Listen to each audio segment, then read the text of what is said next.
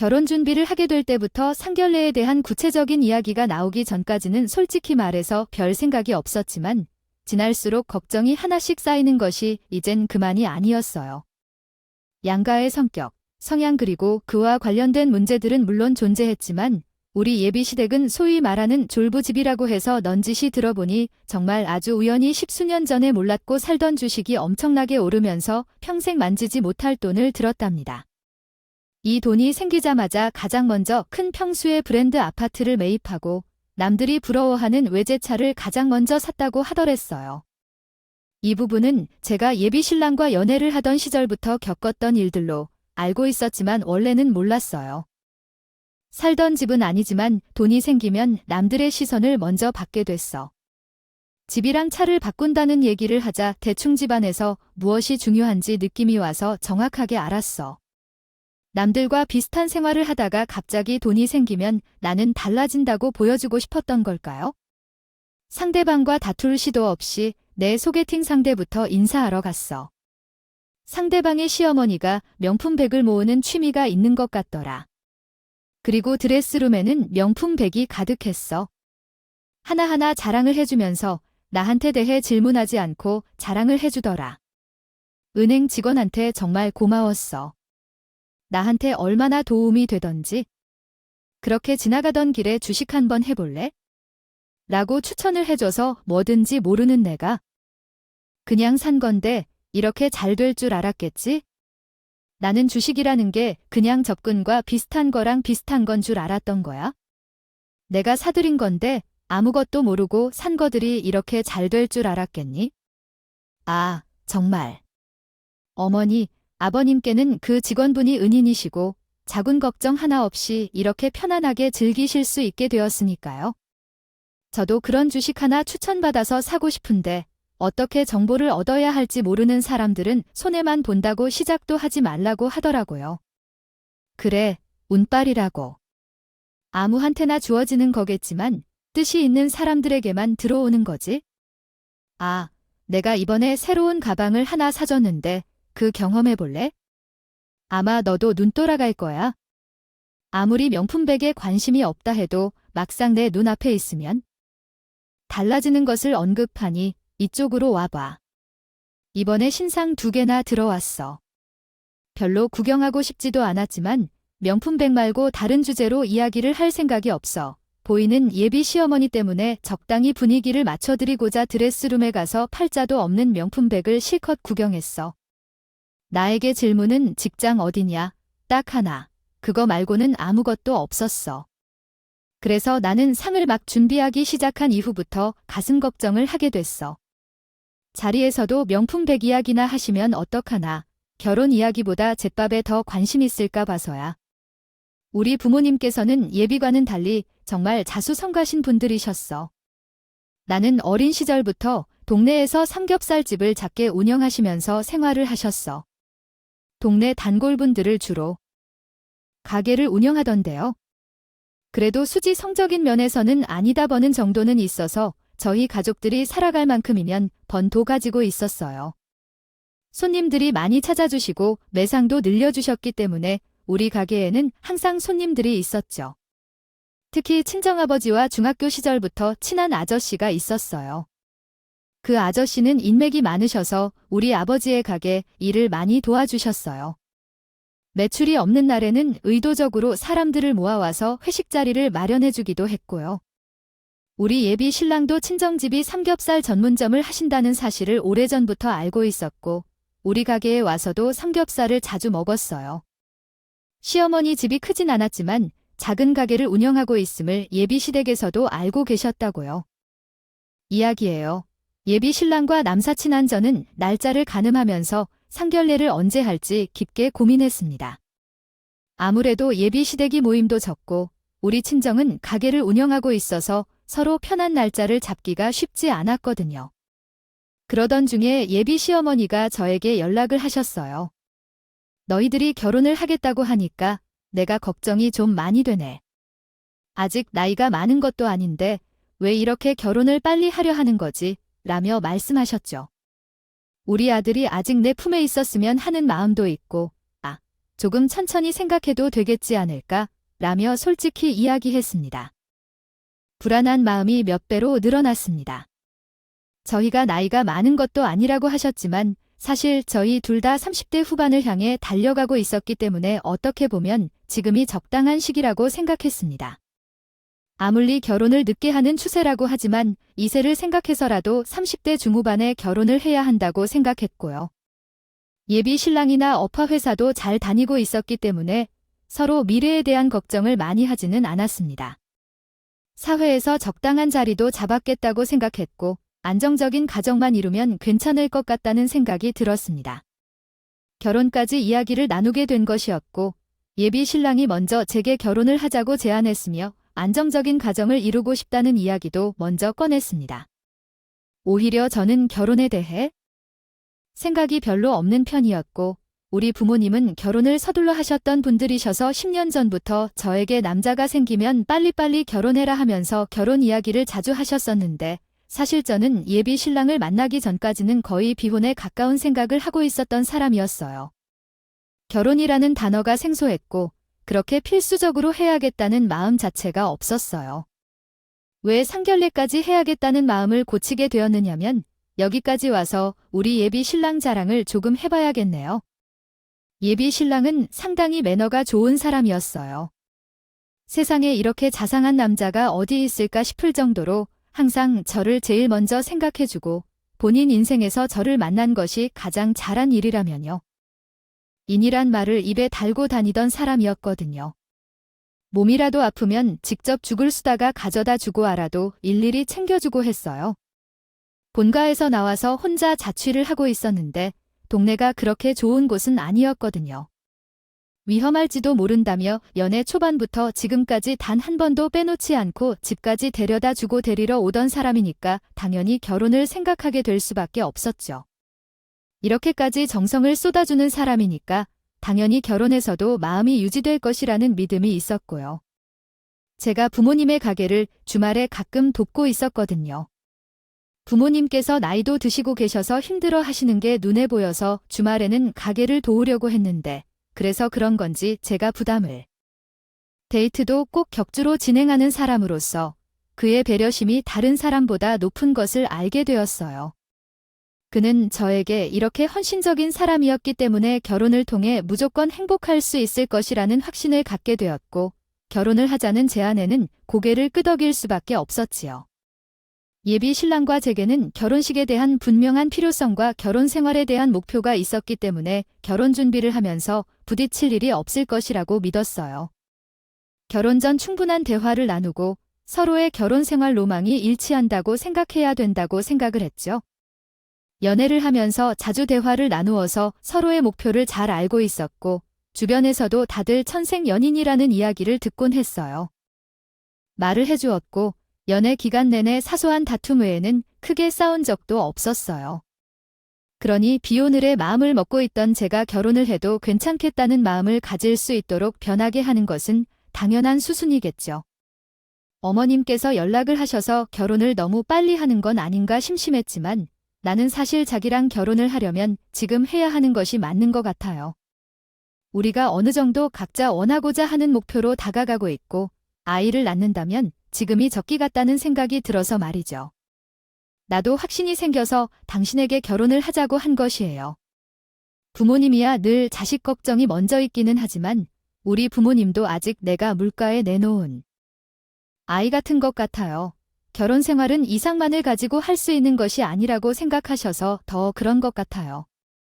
그래도 우리는 잘 헤쳐나갈 수 있을 거라고 생각해요. 예비 시어머니가 결혼에 대한 본인의 의견을 살짝 비치기는 했지만 사실 저희 둘 사이에 결혼을 한다는 확신이 있는 그 앞에서 예비 시어머니의 말은 들리지 않았어요. 제가 주말에 가끔 부모님 가게를 돕는다고 했었죠. 상견례를 앞둔 주말도 어김없이 삼겹살집에서 오랜만에 일거리를 도와 생각을 정리하고 있었는데 아버지의 절친분인 아저씨께서 오랜만에 식구들을 끌고 가게에 방문하셨더라고요. 나름 반갑게 인사를 드리고 주문을 받았는데 그때 저를 부르셨어요. 너 결혼한다며? 아버지가 아주 신이 나네. 나한테 자랑을 하더라고. 시집 못 가는 줄 알고 저거 어쩌냐 했는데 드디어 시집 간다고 말이야. 예비 사위도 아주 마음에 든다고 하던데 어디서 또 그런 남자를 덥석 물어왔어. 아주 기특하다 해. 아무튼 다음 주 주말에 상견인을 하기로 했는데 솔직히 말하면 걱정도 되긴 해요. 서로 집안의 분위기가 좀 다르고 원하는 방향이 잘 맞을지 모르겠어서요. 그래도 예비 신랑이 정말 괜찮은 사람이라서 둘이 함께 이겨내면 다 해낼 수 있지 않을까 하는 생각이 들어서 결혼하기로 마음 먹었어요. 그래, 어릴 때부터 내가 조금 똑부러진 아이냐. 얘가 다 살 때도 나한테 따박따박 말대꾸 하던 애야. 나 무서운 줄도 모르고 말이야. 아주 대장부같이 괴롭히었던 적이 많아. 결혼하는 거 진심으로 축하하고 말이다. 혹시라도 못 살게 고는 사람 있으면 언제든지 이 아저씨한테 이르는 거 잊지 말고 내가 아주 제대로 혼주를 내줄 테니까 말이야. 알았지? 아휴, 말씀만으로도 정말 감사하네요. 아저씨 덕분에 아주 든든하게 시집갈 수 있겠는데요. 삼겹살은 정량보다 많이 드렸으니까 맛있게 드세요. 아주 내 친구가 든든하다 든든해. 이렇게 자기 편에 들어주는 사람이 있어야지만 낯선 환경에 들어서도 힘이 나는 법이지. 이게 또 친정 부모랑 다르다니까.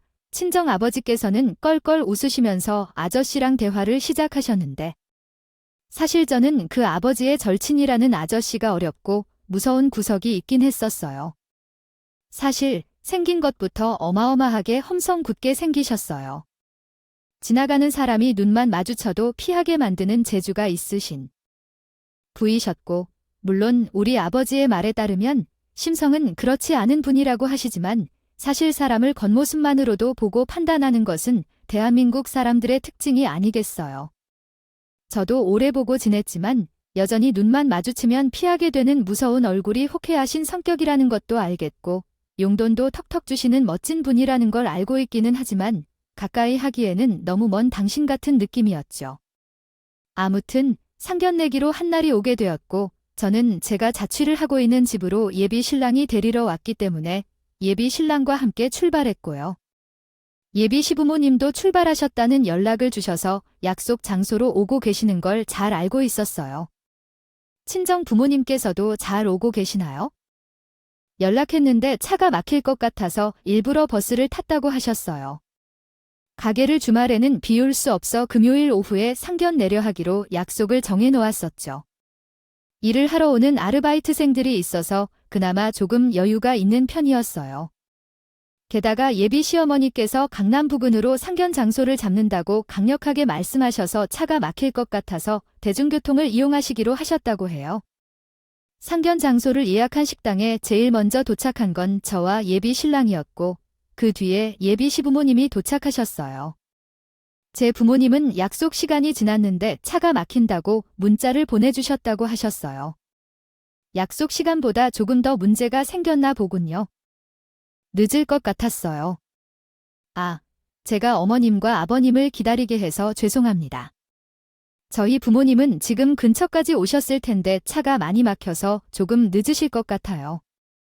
여기가 강남역 부분이라 차가 많은 편이라 우리는 조금 일찍 출발했어요. 하지만 주차장이 협소해서 주차 자리가 남아있을지 모르겠어요. 우리 차도 겨우 한 대 남는 자리에 주차를 했더라고요.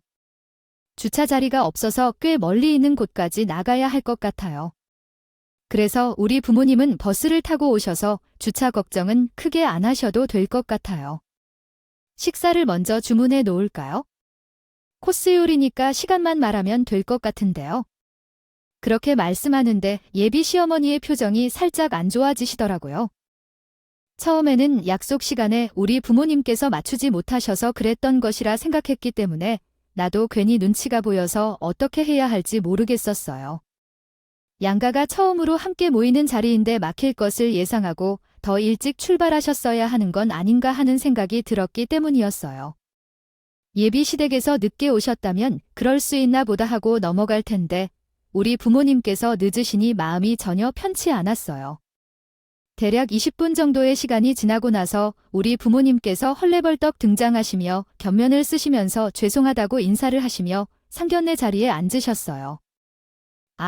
여기까지 먼 길 오시느라 수고하셨습니다.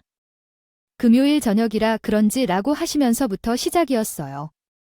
차가 막히다 보니 조금 늦을 것 같아요. 괜찮습니다.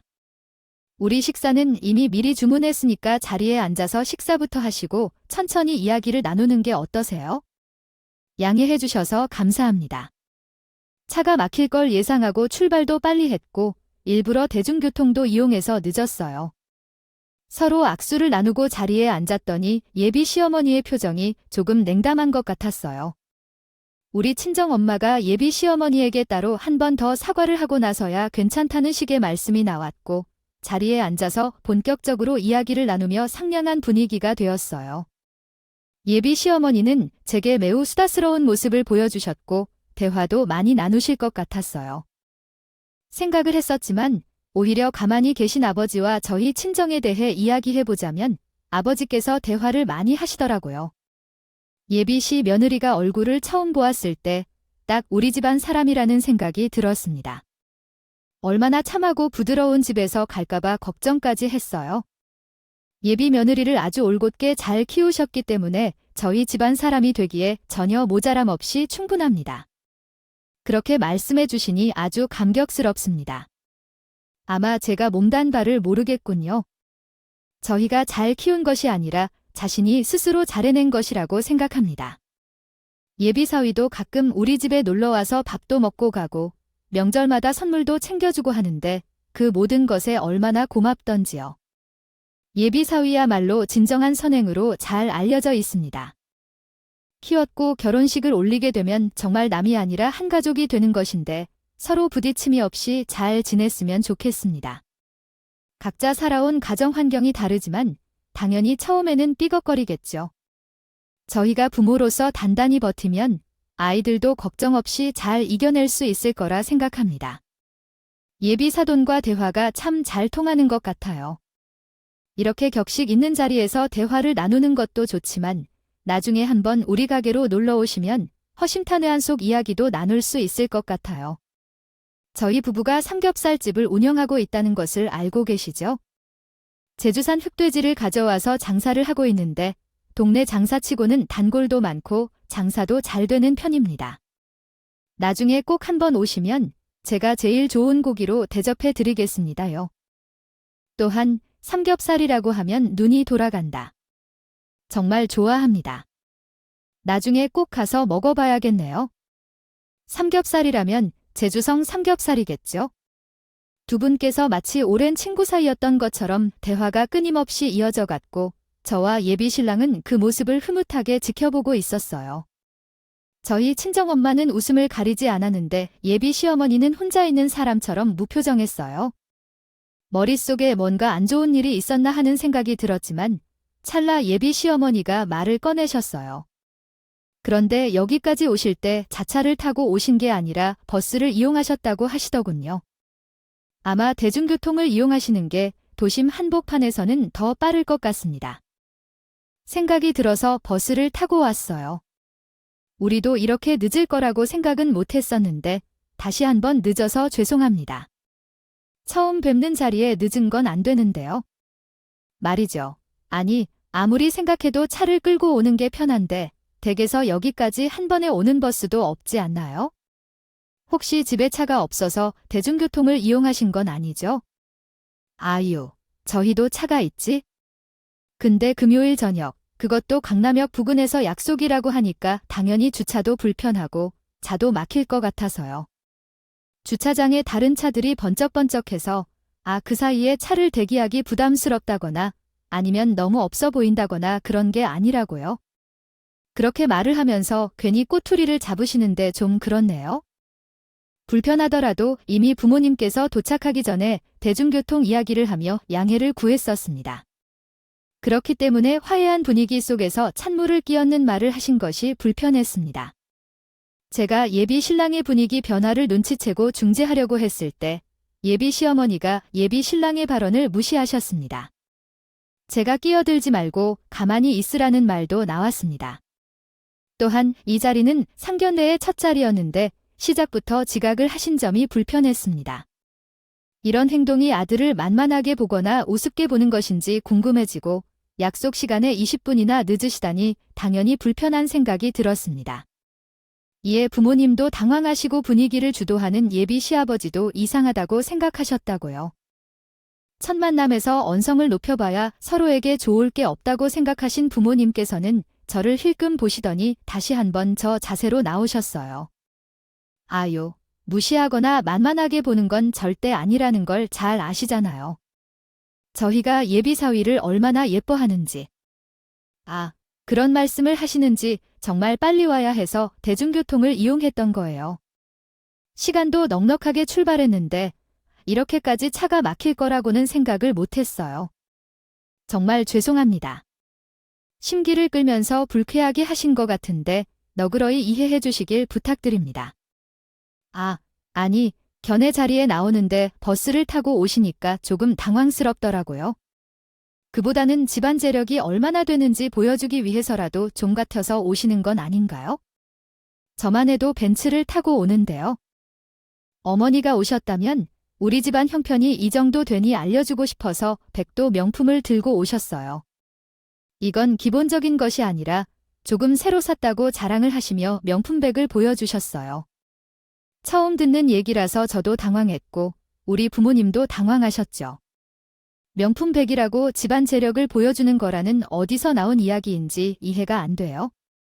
집안을 판단하는데 그런 것만으로 충분하다면 대기업 가족들은 왜 국산차를 타며 카풀라는 신조어가 나온 건지 이해가 안 되네요. 제가 어머니의 말에 끼어들어도 되는 건지 모르겠지만 우리 부모님은 가게도 운영하시고 계시며 차도 있고 당연히 집도 계십니다. 부모님 형편이 부족해서 대중교통을 이용하시는 건 결코 아니며 노후 준비 역시 전부 마무리하셨어요. 계신데 왜 그렇게 편협하게 생각하시는지 어떻게 이야기해드려야 할지 모르겠네요. 편협하게 나를 가르치려는 거예요. 차도 있고 집도 있다고 해봅시다. 하지만 그렇다고 차가 벤츠라는 건 아닐 거예요. 국산차도 나쁘지 않다고 끌고 다니시겠다고요? 7인승 차를 원하진 않으시고 버스를 몰라고 하는 것도 뭔지요? 버스를 타고 다니는 게 무엇인지 말해주세요. 왜 그렇게 말씀하시는 거죠? 어머니께서 그러시니까 제가 어떻게 말해야 할지 모르겠어요. 저는 전국을 찔러다니거나 하는 취지가 아니에요. 노후 준비를 위해 우리 집에 돈이 좀 있다는 얘기일 뿐입니다. 재산이 넉넉한 집이니까 이것저것 바랄 수 있지 않겠나요? 그런 노파심에 찔릴 수도 있어요. 그러나 이는 우리 아들이 너희 집에 대한 노후 준비까지 다 해야 한다거나 하는 일은 아니에요.